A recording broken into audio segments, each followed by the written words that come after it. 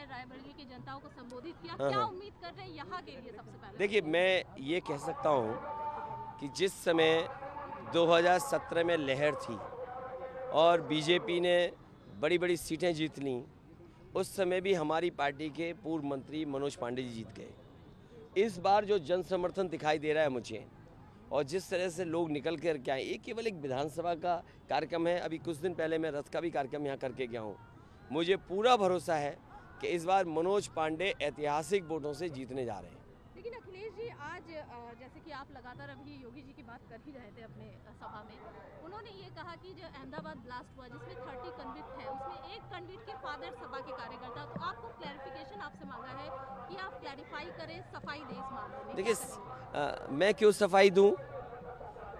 जो एजेंसी देश की हैं उन्हें कम से कम जांच करनी चाहिए, और उन्हें इसलिए भी जांच करनी चाहिए क्योंकि लोकसभा में मैं बैठता हूं, जिस लोकसभा में प्रधानमंत्री जी बैठते हैं और बड़े बड़े मंत्री सब लोग बैठते हैं, उसी लोकसभा में मैं बैठता हूं, तो कम से कम जांच एजेंसियों को करनी चाहिए। और फिर इसलिए है कि जनता ने इस बार भारतीय जनता पार्टी की खटिया खड़ी कर दी है, इसीलिए आप देखेंगे उनके बयान घटिया आएंगे।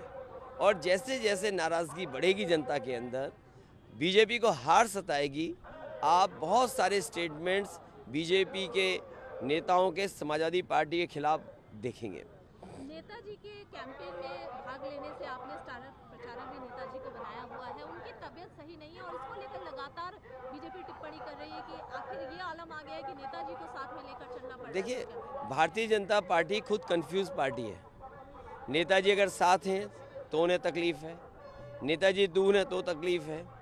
मुझे भारतीय जनता पार्टी ये बताए कि क्या हम क्या करें, ये क्या भारतीय जनता पार्टी से कहेंगे? अगर वो हमारे परिवार के बारे में कह रहे हैं, कम से कम उन्हें मुझे धन्यवाद देना चाहिए कि मैं उनके परिवार के बारे में कुछ नहीं कह रहा हूँ। बीजेपी के लोग अगर नेताजी और मेरे परिवार के बारे में कहते हैं तो कम से कम बीजेपी के लोगों को धन्यवाद देना चाहिए मुझे कि मैं उनके परिवार के बारे में एक शब्द नहीं कहता हूँ।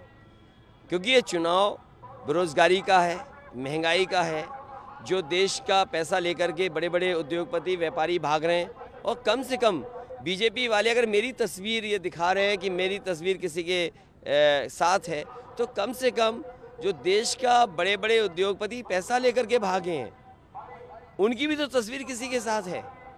जो बैंकों का पैसा लेके भागे हैं, गुजरात के सब व्यापारी हैं, सबसे ज़्यादा वहाँ के लोग पैसा लेके गए हैं, तो आखिरकार उनकी भी तो तस्वीर किसी के साथ है। और मैं तो लोकसभा में उस समय था जिस समय पाकिस्तान के राष्ट्रपति, वो जनरल जो फौज के थे वो आए थे, मैंने अपनी आंखों से देखा था। बीजेपी के जो सांसद थे वो ऐसे झुक के मिल रहे थे, ऐसे झुक के मिल रहे थे जैसे लग रहा था कि वो पैर छू रहे हों पाकिस्तान के राष्ट्रपति का।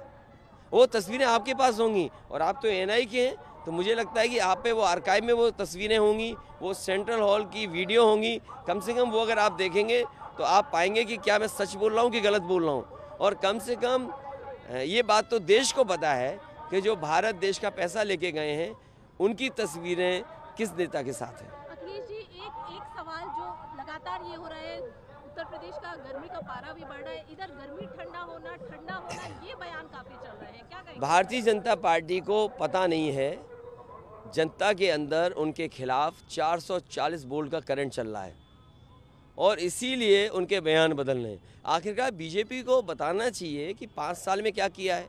झूठ बोलने से क्या होगा? ये सरसों के खेत खड़े हैं पीछे, आप सरसों का तेल नहीं बिकवा रहे हैं। आप अपने उद्योगपति मित्र के कंपनी को फ़ायदा कैसे हो, रिफाइंड तेल उसका बाज़ार में कैसे आए, उसकी मदद आप कानून से कर रहे हैं, पॉलिसी से कर रहे हैं।